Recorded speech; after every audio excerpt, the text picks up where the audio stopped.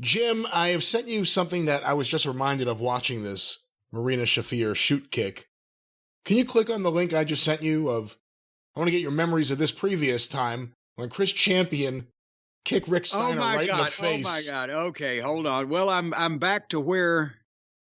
Yes, I will. Oh my God. This is just one of those gifts. But it plays in a loop. It plays in a loop.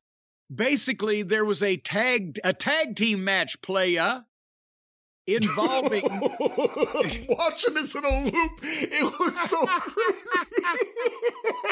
Is Kevin Sullivan and Rick Steiner against Jimmy Garvin and Chris Champion.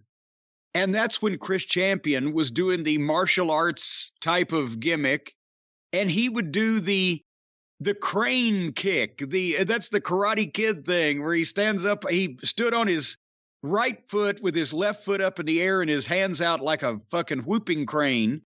And then he would kick with his other foot. And he had already nailed a couple of job guys with this thing.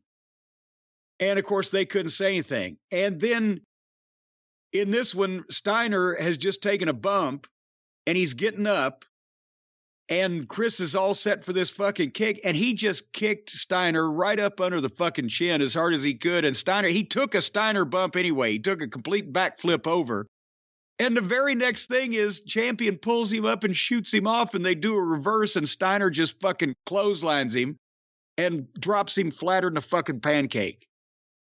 And it was like a 7-second and I mean, shot him into the ropes too. You could tell when Champion's going, he's got no choice but to come back at least 5 feet. See, that's what a lot of people fail to realize. If a motherfucker like Rick Steiner or Scott Steiner or a Dr. Death or one of the Road Warriors, if they shot you into the ropes and you maintained your footing till you got there, you were going to, unless you grabbed it, you were coming 4 or 5 feet. If they wanted you to, there was no way around it.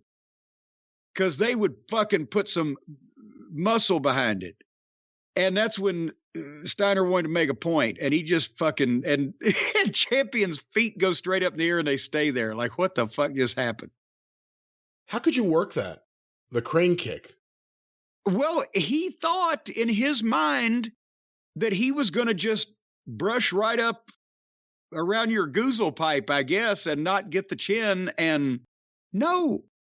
And I think this was the only time he actually ended up using it on one of the top guys that said, all right, fuck you. Can you imagine of all the guys that do it to Rick Steiner? I'm trying to explain Chris Champion's mindset. He was an interesting cat, as they say. Did he have any chance with that Sean Royal?